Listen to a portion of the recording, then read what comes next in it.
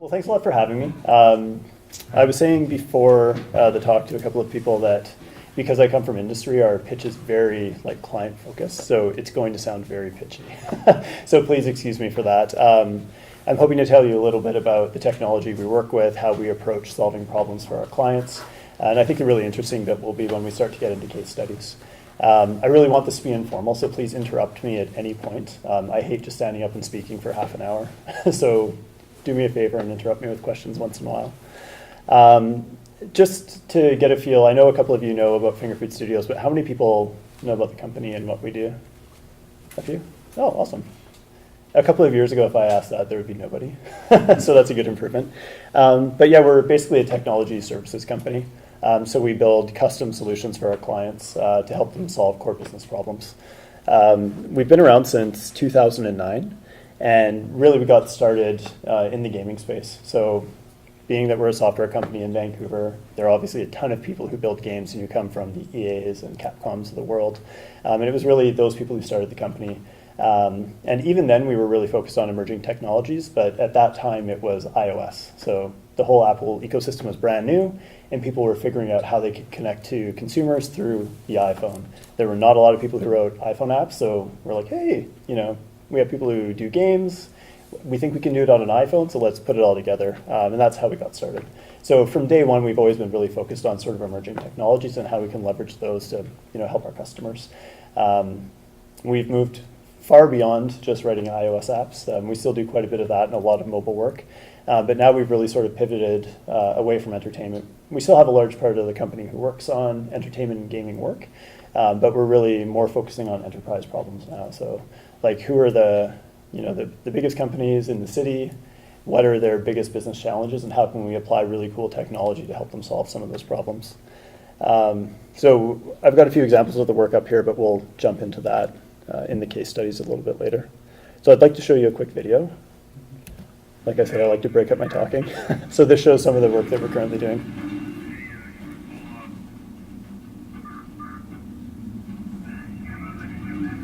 Has anyone ever been to a mine site? Yeah, nice. This is new tech. It's a new platform.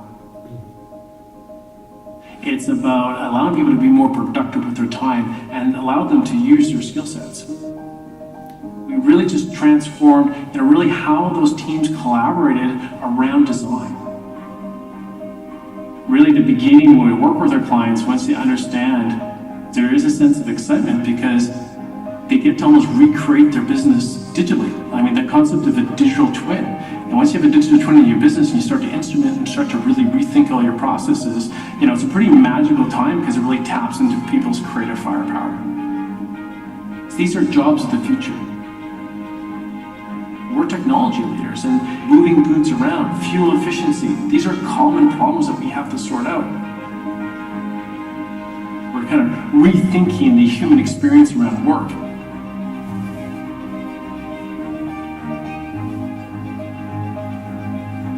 What we've done is definitely a showcase of what's possible.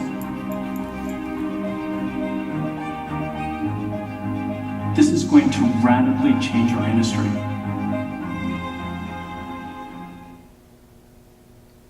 Is everyone excited? There's not actually an echo in the video audio. I think that's something to do with the speakers here, but I'm going to suggest that we add that because it really added to the impact. But it kind of gives you an idea of the sort of scope of things that we're really tackling these days. And because we're focused on enterprise, there are really three core areas that we're looking at right now. Is how can we help our customers drive significantly more revenue than they have in the past? How do we help them improve efficiencies or reduce costs? And so that's basically looking at a really old workflow and figuring out how technology can improve the efficiency through there. And a really nice benefit of that. A lot of people think of AI as it's going to decimate our workforce and people won't have jobs. But it's actually the wrong way to look at it. The way I like to think about it is AI is going to replace a lot of the mundane things that people do. It's going to give that workforce the ability to do something of way more value, which is really cool. As workers in those positions, those people should be really excited. But they need to think about training up on new tech now. And then the last area is reducing risk. So if you go to any company who works with enterprise, you'll see these three things. What's pretty unique about how we attack problems is that we've got sort of a three-pronged approach to it. And we find that diversity in our teams in all respects, whether it's like gender, where people are from, but most importantly, what we find is like what their actual skill set is really important. And so if you just send an engineer to work on a project, I'm an engineer, so I'm allowed to bash engineers. You'll be like, oh, this is the coolest tech thing we can possibly work on. Let's do this, because everyone's going to love it. But if you don't have the business person there being like, oh, it's actually solving a problem, then chances are you're going to fail. You can build the best thing in the world. Nobody will know about it other than you and your business partners. And then having the creative people in the room as well is really important. So in our process, creative really figures out who the users are, helps define what their experience will be, and kind of paints like the blue sky opportunity. The engineers will sit there and be like, well, we can't quite do all of that. So here are the things that we can deliver today. Here are the things we can deliver in a few years. And then the business team sits there and really ties it back. And we find with those groups together, I mean, their motivations and thought processes are so different. There's a lot of conflict between them, which is actually a really good thing. But we get the best results coming to the table like that. Yeah. I'm just curious, what would you say the balance is between these three groups? That's a great question. So at the leadership level on projects, it's pretty even. So you'll have like an engagement manager like myself working on it, or an executive sponsor. We'll have a creative director, or in some cases our chief creative officer working on a project. And then on the dev side, our technical director, or if the project is big enough, a director of engineering. So when you come to the table to really sort of dig into what the core business problems are that we're trying to solve, you'll have those three people at the table. Depending on what the project is, what platforms we're working on, how design intensive it is, the other parts of the teams will scale up and down throughout the course of the project. Usually at the beginning, there's a lot of design, a little bit of technical leadership to do architecture, things like that. As you move into development, design tapers off, dev ramps up. Then at the end, it's like huge amounts of QA, a little bit of design, a little bit of dev. Yeah. But the key thing is it's different for every project and every problem. We've got KPMG is shown down here. We've got an alliance with them.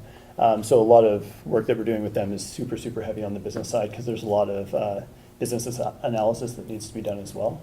So that's an example where up front you might have a really heavy business team. Something that's pretty interesting that we've seen out in the world is that a lot of the sort of like technology that surrounds the business problems is quite similar as you go from industry to industry. And so what we find is that there's this core business challenge, and there are a bunch of different ways that you could access the data, whether it be in the cloud, whether there's an IoT sensor network that you're collecting data from. So there's like a data issue, there's a presentation issue, and then there's an analysis issue. So for most of the projects that we're working on, we're actually tackling each of those areas. It's not just saying like, oh, we're going to design an AR presentation tool. It's actually, a system that will ingest data from the field, make decisions based on what it's seeing in the data, and then present certain things to a user at the end of the day. And the technologies that we work with, all of the buzzwords of the day, I'll have you note. But we actually do all this stuff, which is really cool. So what I'll do is, I know we've got a really diverse group of people in the audience, so please excuse me, I'm going to walk through each of these, give you a brief example of what they are and what we do in those areas. I'll start with robotics, because it's kind of the most fun. And when I was a student at UBC, that's what I focused on a lot of. My effort was building robots. So we're working with a couple of different companies. One is Sphero. So they've got the little spherical robots that you see in the Apple Store. We built their EDU education platform for them. And that's an example where they came to us and they said, hey, we've got this really cool toy, but people put it on the shelf. Once the batteries die, what do we do? I'll talk you through the whole thing afterwards because I've got a case study slide on it. But that's one of the robotics projects that we've done. One of the more recent ones is for Mayfield Robotics. And it's a subsidiary of Bosch, and they basically want to be the first company in North America that has an in-home robot. So super popular overseas, not here, or not yet here, but they're working on it. And the idea is that it's basically a robotic assistant for you. They've got a really interesting approach where they want to do very simple things at the beginning so that people learn to love and trust the robots before they say like, hey, here are the keys to the house, you can control my heater now. But that's eventually what they're going to work towards. In the AI side, I can't give you any specific project examples, but the key here is that within AI, we're leveraging basically computers, for instance, neural networks, to actually do a lot of thinking in different ways than people are currently doing. So people are really good at following patterns. We've done certain things that lead us to moderate success for a long time, so why would we change the way we're doing things? There was a recent AI chess player that was released that was basically told to like assess the whole game, figure out a strategy, and go see if you can beat all of the previous AI chess playing machines and see how you do. And so it was actually successful in beating everything else because it decided that it wanted to use the king as an attacking piece, which is something that nobody does. And then when you're trained to play chess as a kid, you're always taught to protect your king. And so that's the sort of thing that that like neural net and AI can uncover as opportunities within business. So the whole thing is think about things from a different approach and use computing power to actually figure out if there are things we as people are missing. We're super smart, but we love patterns. Blockchain's a really interesting one. This is fairly new to us. We've only been working in that space since last September. We got involved doing crypto work, which is obviously the flavor of the day when it comes to blockchain. But since then, we've seen a lot of different industries starting to look at processes like supply chain, where there's a huge amount of internal costs within companies and delays, just because there are like different business units trading paper and money around. And so there are a lot of people everywhere from like communities thinking about being more transparent with their budgets, or if you look at a country like Estonia, they're actually a really interesting use case. People have digital identities there, and they're basically leveraging blockchain to give people access to all of their records. So you can log into a system and take a look at your medical records, and you can actually see who else has access to your records, which is incredible. So I have no idea where my medical records are held. I think there's probably a paper file at my doctor's, and then maybe a few others in hospitals, but thinking about the sort of access to information that that's enabling for people who are members of the public, but then also for businesses to improve processes is pretty exciting. With augmented and virtual reality, or mixed reality, or whatever you want to call it, we really see that as a presentation tool. So how do we leverage it to help communicate difficult concepts to people? Like when you're a kid, the first thing you do is learn how to interpret the world visually before you learn how to speak or understand language. And it's interesting to actually bring that to adults and to use the same sort of medium to help communicate. And what we're finding in that space is anything where there's a complex data set that needs to be visualized, or if you need to build consensus amongst people, it's a very good way to do that. Because even though, like say we both have a great concept of what this new building is going to look like in 3D, what we're thinking is actually very different, just because our life experience is different. And even though we're talking about the same cylinder that's going to be in space, what we see is actually very different. So anything where you can bring people together and help them get a better understanding of what you're looking at, AR and VR is awesome. And then IoT, this is sort of a general term. It's really just data sets. The IoT promise is very inexpensive, long range, long life, low cost data collection from everywhere in the world. What we're seeing is that the IoT promise hasn't quite been delivered yet, but if you go to industry, for instance, all of the data is there. It's called IoT data, but it's really just SCADA. But what we're seeing is that it's kind of a unique point in time where all of these disruptive technologies are coming into maturity at the same time. So if it were 5 years ago and any one of these came out on their own, it would absolutely disrupt a number of industries, but there's a really unique opportunity having all of them maturing at the same time.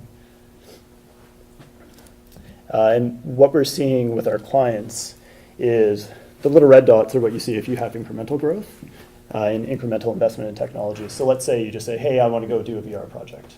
And you go and you do that. Sure, there'll be some improvements. Maybe there won't be, but most likely you'll find some sort of improvement or value in that. But where the actual real benefit is coming in is when people are investing in a number of areas. And looking at solving problems as opposed to leveraging technology because it's exciting today. So what's the core business challenge we're trying to solve, and what sort of technical resources can we pull on to help do that? Any questions? We good? Okay. We are still very early with the technologies right now. Is anyone familiar with the tech hype cycle? So luckily, we are no longer in the Valley of Tears. I think that was probably the last couple of years with some of these technologies. We're actually just starting to get through the demo part of this cycle right now. So we're starting to see businesses actually invest in earnest in some of this technology and see if it will provide value to the business. And the great news for people in the tech sector, especially us, is that they are indeed finding that value. And what we're really excited for is that hockey stick curve in adoption. And I've mentioned this already, but something that's really key is to not just invest in technology because of technology. And that's sort of like the engineering problem, right? Like, oh, IoT is the coolest thing in the world. We're going to build this IoT product, but then nobody knows about it. And we kind of liken it to 4-year-olds playing soccer. And I've got a 4-year-old. I love watching. It's super cute, lots of fun. But it's really just people chasing something around without a strategy. So goals will be scored. You don't know where they're going to be scored. But everyone has fun. But it's really difficult to, like, would you pay £250 to go watch one of these matches? Absolutely not. You'd probably pay that in dollars to register for an entire season, but that's a little bit different. So the approach that we like to think of is that you need to think very strategically about what you're doing with respect to technology. Think about the problem you're trying to solve. Be very clear that you're trying to score on this net and that you've got to navigate this defense in order to do it. And something we talk to our clients about is, I'll ask you guys, who do you think the defense is? It's the people who work in our clients' companies. So if you look at a traditional enterprise company, it's actually very, very difficult to change how they do things.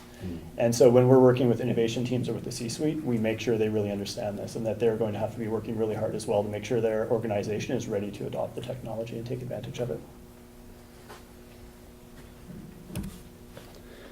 I always like to give a shout out to BC. I think we're all in a very, very good spot geographically. We've got the Cascadia corridor, so we've got access to huge tech companies down in Seattle who also have presence in Vancouver.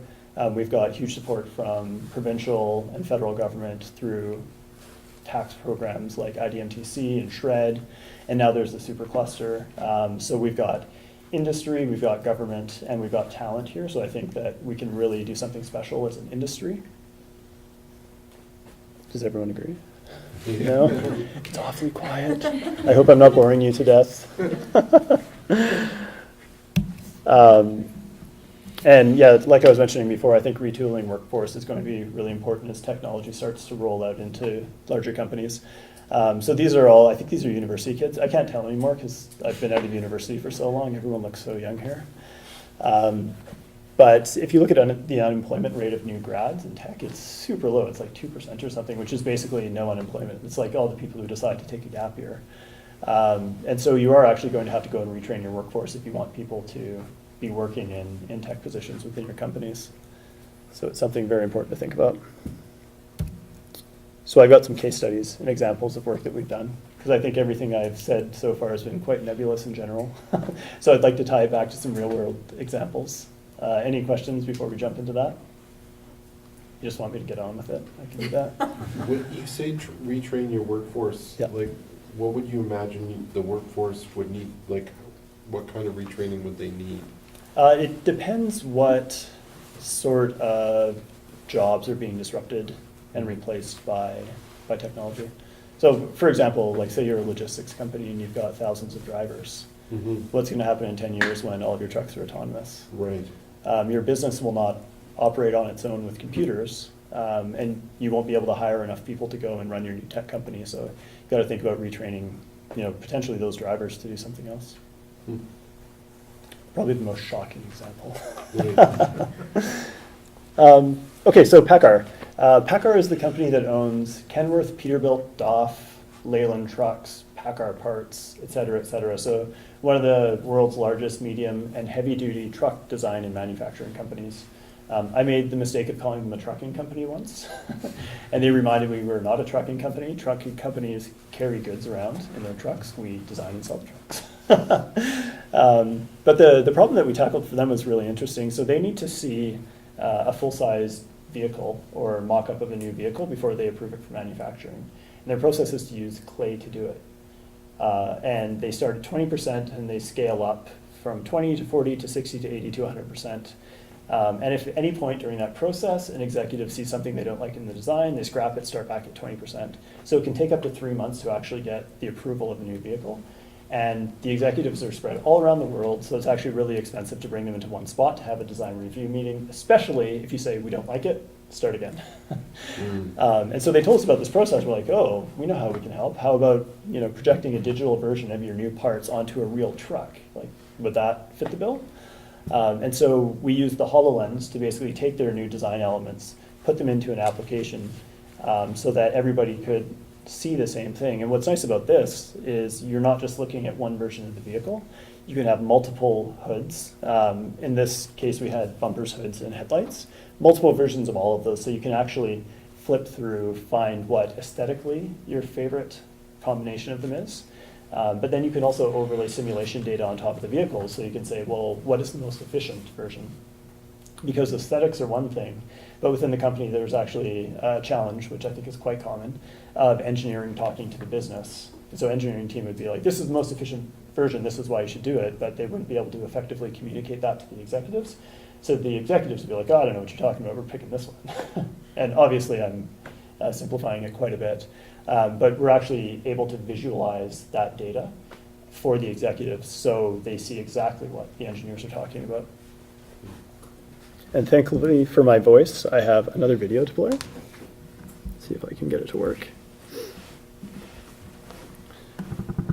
I don't think there's audio on this one, but it basically just gives you a visualization of what it's like to use the tool. Quite often I would bring a suitcase full of HoloLenses with me to do demos, but I have to take off right after I speak, so hopefully this will suffice. But what you're seeing there with the streams going over the truck, that's basically the wind tunnel simulation. So as an executive team, you would work together, collaborate, pick a truck design that you like, and then take a look at pressure models and the wind tunnel simulation. So you'd be able to see, like, hey, there's some turbulence behind the vehicle here. Hey, engineering team, come tell us about why this is happening and what changes we can make to optimize it. In this video, you showed us there was a mesh in the car, and that was tens of thousands of polygons. Yes. How accurate is this video? So that is a great question. So if we go back and we look at this is very accurate to what you would see. Yeah, the mesh is definitely added for effect. Okay. Yeah.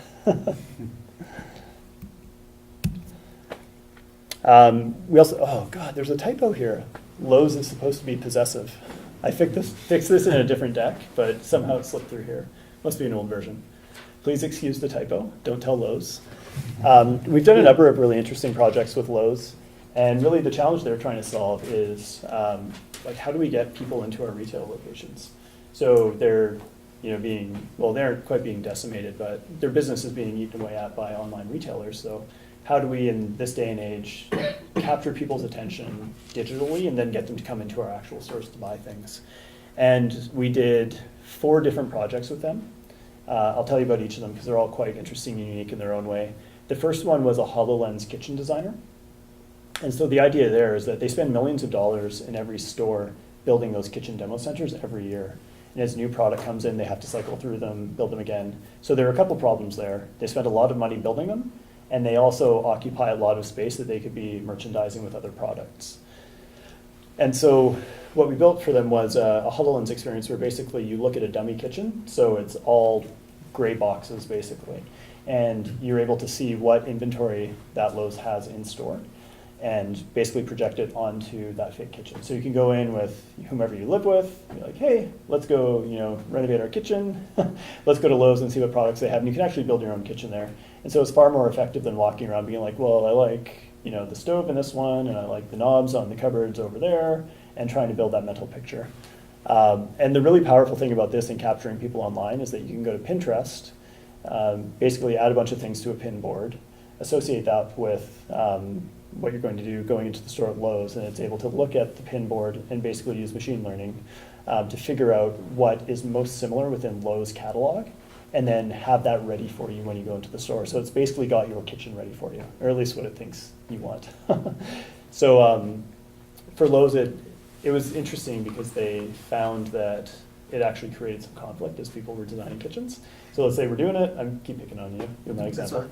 So like, hey, I love this backsplash, and then you turn and like, I go to look at the fridge and I look back and you change the backsplash already. I'm like, what are you doing? I just picked that, it was perfect. So there are definitely some interesting usability challenges, but it was a really cool way of using the technology in the stores. The next project we did for them was on the Google Tango platform. This one was actually presented on stage at Google I/O, which we're extremely proud of. Google Tango was a small release AR device. It was a phablet, so about this big. that had the same sensor kit, or similar to what the HoloLens has built into it. So a bunch of cameras and IR sensors that scan a room and figure out where exactly you are within a 3D point cloud.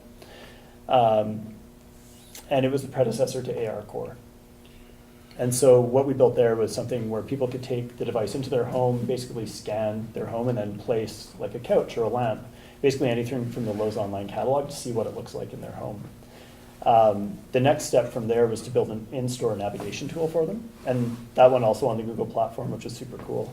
And I'm not sure if anyone knows about this, but Google is creating a 3D model of the world, basically. So similar to what they've done with maps, where they've got like a tile version of the world, they're building a 3D model like that as well. So a couple of the first facilities that were scanned for that system were actually our offices, because we were working on this project. But the idea is you capture somebody at home, they're like, hey, I really like this lamp, I want to go buy it, where's the closest Lowe's store? You get to the Lowe's store, and then we use in-store navigation to actually walk you to the lamp, optimize your route through the store, and then give you an endless aisle once you get to the lamp. So do you need light bulbs as well? Do you need an extension cord? Would you like a small rug to put under your lamp? Would you like a different lampshade? And then that project had another step, which was then to put it in the hands of Lowe's designers. So you can go to Lowe's and say, hey, I need your designers to come to my house and help me figure out how I should paint, what furniture I should add, et cetera, et cetera.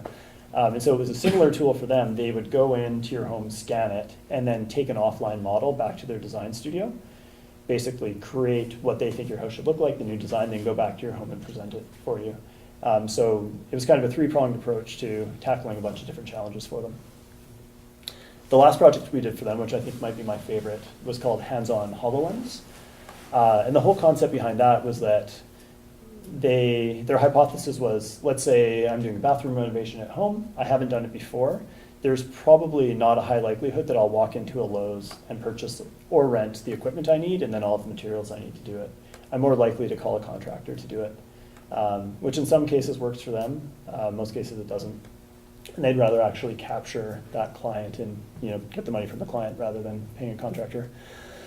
And so we created a VR experience that would basically take you into a bathroom to renovate it. And so you basically walk into this VR world and you're in the bathroom, the tiles have already been stripped off your wall, and you've got a bag of cement, a bucket, a drill with an auger bit, and then it takes you step by step through mixing the cement and then actually putting the cement on the walls and then fitting the tiles. And so what they're testing right now is if somebody goes through that experience, are they more likely to transact afterwards? So that's kind of the cool, and they've expanded that too to look at a number of different use cases. So that's kind of the Lowe's world for us. Something I don't think I mentioned at the beginning is we don't really focus on industries. We like solving really challenging problems. So far I've talked about automotive design and manufacturing and retail. We also do work in medical, oil and gas, mining, education, you name it.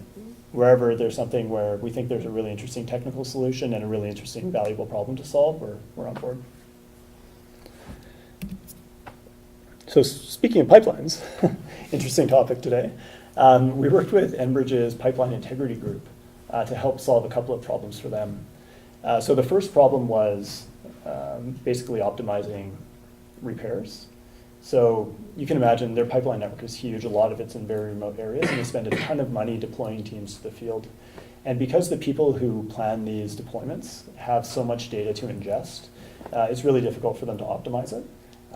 And so if, you probably wouldn't guess it, but in this little model here, this basic graph and the pipeline, there are 25 different data sets that feed into that. And so they're relying on a bunch of really smart people to look at 25 different data sets that come in the form of paper reports, Excel reports, like random text files. They get, I won't go into all of it, but a lot of different sort of mediums to try to interpret the data. And it's people who have to look at that, then walk the line and decide where to dig. And so the problem they were seeing is that they would spend a lot of money sending a team out to the middle of nowhere to do a dig and a repair, bring them back, and then 3 months later they'd move half a kilometer down the line. And so their optimization is how do we make sure that we hit all of those repairs at the same time so we only have one deployment cost. Because once people are there, it's inexpensive to keep them there. So yeah, that was the first thing. The second thing was how do we understand geohazards around our pipelines? And this is actually a really interesting one because it sounds like an anchor hit one of their underwater pipelines in Michigan, I think. But anything, we looked at a slope, any area where geological or human activity could impact the pipeline and cause a full rupture, they are very, very sensitive to stabilizing these areas and protecting the pipe. So what we looked at here, this is pig data for the pipeline, which basically looks at the diameter. So if you have plus or minus 2% of your pipeline diameter, you need to report it to the regulators and then go and actually dig and repair. So that can mean that you have everything from a boulder underground pushing on the pipeline and flexing it, or you could have some sort of corrosion. They don't call it corrosion, a corrosion problem. And then with the slope, it's how is the slope moving and do we need to go stabilize? Like, will there be a landslide? And what was really interesting to me is this is, I think, 2.5 square kilometers, so it's 1.4 by 1.4. And there's only a 100-meter elevation change across that distance, which is huge for them. And we look at it and we're like, oh, it's nothing. And so we actually exaggerated it quite a bit to make it look more threatening. But this was a really interesting example where there were currently people doing a very good job, but not as well as it could be done, to analyze data. And whereas with a pretty simple 3D presentation of it in augmented reality, you can really give people a better understanding for what's happening and what the data is telling them. All right, I've got a few more. Are we still good? How am I doing for time? I could probably talk all day. I'm not sure if you've noticed yet. 5 more minutes. 5 more minutes? Okay, that should work. We did a really cool project with Cirque du Soleil to help them better design sets and really in the conceptual phase, like get consensus amongst different stakeholders to figure out what they actually want to go and physically build. And there are a few really interesting things about this project. The first is that there are up to 20 different stakeholders at Cirque who are involved in they call it the scenographic design phase. And this is everyone from the corporate salesperson who's like, oh, we've got this huge sponsorship with SAP or whomever it might be. Everybody in the big top needs to see that sign up on the wall. And so like, do not put anything in the air that's gonna block that because the sponsor will be upset. And on the other end of the spectrum, you have scenic designers who are thinking like, oh, am I eliciting the right emotions in the attendees at every single point during the show? And so they have very conflicting needs, very conflicting opinions about what the set should ultimately look like, and lo and behold, they butt heads all the time. And where that becomes really problematic is that in prototyping these sets, people are actually physically building these elements. And so like, let's take the basic example, simplest example, your carpenter builds a box, you paint it, it's too small, you have to build a bigger one. You have to wait for the carpenter to build a bigger one and for the bigger one to be painted. In using the HoloLens, you're able to make those changes on the fly. So it takes less than a second to rescale a box. You can also do really complex things like the Curios hand. Your design team can create that element for you, and then you can download it into the application. So there's a very good workflow for getting unique things that would be very difficult for a team to quickly build there. And so in a short amount of time, you can actually get consensus amongst the stakeholders who are concerned about the design and what it's ultimately going to look like, as opposed to spending days trying to do it. And so what they were finding is they needed to have performers on site who were only available a couple days a year because they're out on the road making money, and they were just really struggling to get everybody happy at the end of the day. So they're using this for their next set concept design, which is starting right now, so we're super excited to see how it goes. We're hoping for huge value. The last one I'll talk about is Lululemon, because there's a local connection there. They're a super interesting company, and for them, they really wanted to figure out how to basically break into a new market, which is menswear. So they got really great men's clothing, but because of the sort of, it's not a stigma of the company, because they're really popular within yoga, like women love buying it, women do yoga, women meditate. Men, for the most part, hear meditation and yoga, they're kind of like, I don't know, I could, take it or leave it, don't really care. And so they've built an awesome community of women who go and consistently buy their clothes, but they haven't been able to do that with men. And so they've done a lot of study around mindfulness and emotional fitness, and basically what they've figured out is that there are things that people do in their everyday life that have the same effect as meditation. So they want to help people understand what they do in their day-to-day life that help them actually recover and that are in fact mindful. They had a really cool example of the Navy SEALs, where they interviewed a guy who had spent tons of time in Afghanistan. They're like, how are you possibly so emotionally fit? This is crazy. You're living in like one of the most stressful situations in the world. You're constantly being shot at and bombed. Like, how do you do it? And this person's routine was to go hand grind coffee for 20 minutes every morning. So he'd like go sit on the top of their house and just grind coffee. And so what they want to do is help people realize what these things are in their life, so that you can become more emotionally fit and healthier, and then associate that with the brand, and then, you know, go buy yoga pants for guys. So what we built for them was a virtual reality experience. And it's associated with one of their men's brand muses. It's basically this guy who, I couldn't believe it, gets paid to go like live in the mountains, snowboard, mountain bike, and take photos. His name's Mason. He seems super cool. I'm definitely not cool enough for that job. And so there's a little intro sort of teaching you about the muse, kind of introing you to the brand, and then you're sitting in his tent. And the more you focus, basically the more brilliant the northern lights become. And at a certain part, you bring your focus down to the fire, and you try to put a fire out that's in front of you. And so it's basically training you to have this sort of mindful practice. So it's pretty cool. And we work with their innovation group, so it hasn't had a broad rollout yet. We're working on that. But they toured around to Toronto, Fifth Avenue, New York, and Regent Street in London. So it went to their biggest stores last Christmas, and it was very well received. So hopefully it's the beginning of building a really strong men's brand for them. Yeah. I've got one more, but I know that I only have about 2 minutes left. So are there any questions?